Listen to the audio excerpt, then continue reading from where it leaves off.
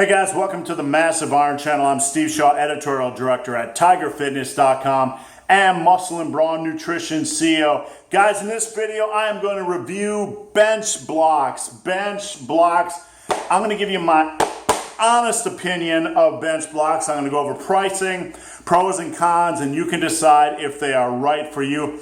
Before I get into that topic, guys, check out my Q&A link below. Come on over, post your questions in that Q&A link. I answer every question posted. The best questions I turn into a Q&A video every Sunday, so come back, look for that. Now, before I get into the video, if you have yet to subscribe to my channel, please do. I'd appreciate the support. All right, these are bench blocks. Those of you who are unfamiliar with board presses might be asking, what in the heck are those two crazy blocks you have, big, hairy, ugly dude? Here's the thing, okay? You have two blocks here. A board press, let me explain a board press first. A board press elevates the distance you have to bring the bar down to your chest, anywhere from one board to two board to three board. So basically, it makes the lift a little bit easier. You can train different stages of the lockout, anywhere from an inch off your chest to 5 inches off your chest. So if you're weak off the chest and you want to try a little bit heavier weight and just take it down to 1 inch, you can do a one board press. If you're weak during lockout, you can take it down to 3, 4, 5 inches off the chest and work more of your lockout strength. So those of you that are bench press obsessed or power lifters might benefit from board pressing, and these are an alternative. Conventional board pressing, it sounds just like it is just like it sounds. You have a guy holding a stick, a long wooden stick, with a bunch of boards on the end, and when you lay down on the bench, he slides it on your chest, and you just bench down to that depth. Again, it can be an inch off your chest, couple inches, whatever. This is meant to replace the different boards. If you buy a bunch of different boards, a one board or a two board or three board, or you make them yourself, they're probably going to get costly. So this is an alternative. Now, I'm going to explain the two different kinds here. You have two different kinds. You have the half inch. You can see that's about a half inch. So if you put that on your chest, if you put the bar right in here, or you put the bar right in there, and it'll take it down to about a half inch from your chest, if you can see that. Or here, it's an inch from your chest. So this is the half inch and inch bench block. It runs for $34.95 on benchblocks.com or on Amazon. And then this is the bigger daddy. This one is the 2, 3, let me get back here. The 2, 3, 4, and 5 inch press. You can take a look at it here. This is your 2 inch. And let's see, this is your 3 inch. This is your 4 inch. And this is your 5 inch right here. This one's more expensive. It runs $59.95. You can tell there's a little more materials involved. It's bigger, it's taller, and it's thicker. So it's a little bit more heavy duty of a board. Now I'm going to give you the pros and cons. I've been using these for about 2 months, and I wanted to try them out before I gave my opinion. Now the big pros is that they're well made and durable. These things will hold up for quite a while if you take care of them, meaning probably 10, 15 years. They're that kind of quality. Another pro is that they provide flexible bench training. You can train the bench press anywhere from a half inch to 5 inches off of your chest, and you can do so at pretty much any gym using any bar. So it provides some flexibility. You can vary up your training, switch up your training, and you don't need to buy a bunch of different board sets that are actually wooden. Those are the pros. Now the cons, the price. This combined, you can see 60 and 35 bucks, that's 95 bucks, probably 100 bucks shipping. That's quite the investment.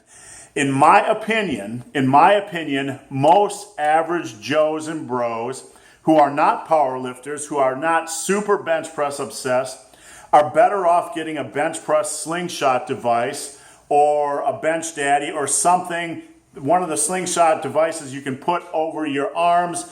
Those are about half the cost of this. I have a bench press slingshot from Mark Bell at howmuchyoubench.com, and it cost me about half of that. It's lasted 8 years. It's very durable. So these are kind of pricey.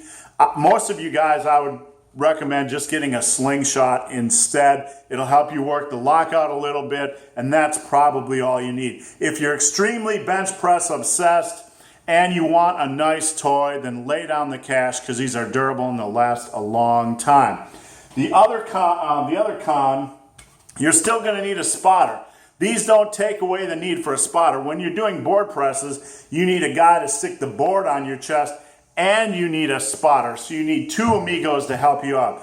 This will remove one of the amigos, but you're still going to need a spotter. You just, like I said, you fasten this on the bar, and it lowers to the chest. It lowers to your chest as you lower the bar to your chest. So it doesn't take as many guys, but still you're going to need a spotter. This doesn't take away the need for a spotter. Some guys think it does.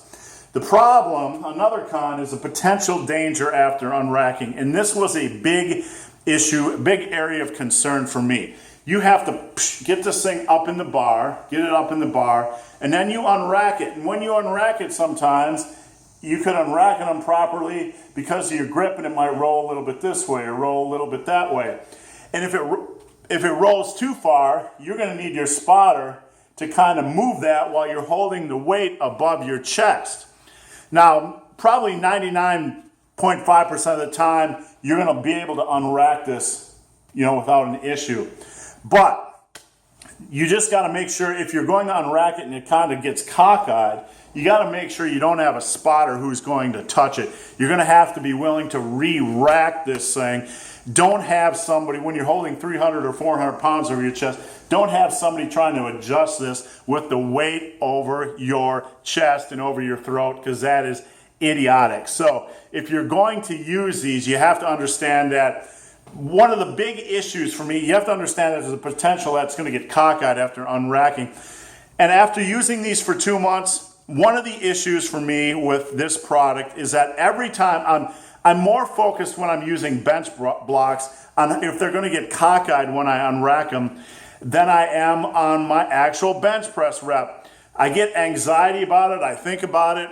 I have it's like on every rep that I use bench blocks, I'm worried about them unracking a little bit cockeyed.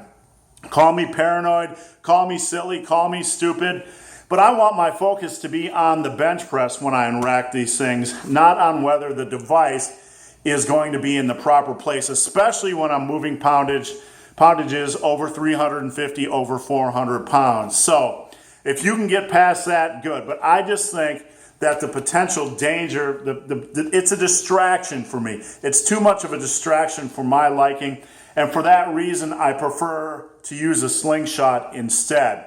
Now, if it's not a distraction for you and you have a good spotter, good to go. If you're at a commercial gym and you're trying to use these and you have some bro spotter who's going to try to make micro adjustments when you have 350 pounds over your head, you don't want that happening. So just be aware of the potential dangers. Do I recommend this product? Is it a quality product? It is for the hardcore bencher with a little extra pocket change. I would recommend getting this product. Just be aware of the mental issue, the focus drain that can happen when unracking these. That probably will pass over time as you get more comfortable with setup. Be aware that if you're using a spotter, he knows how to properly handle the situation.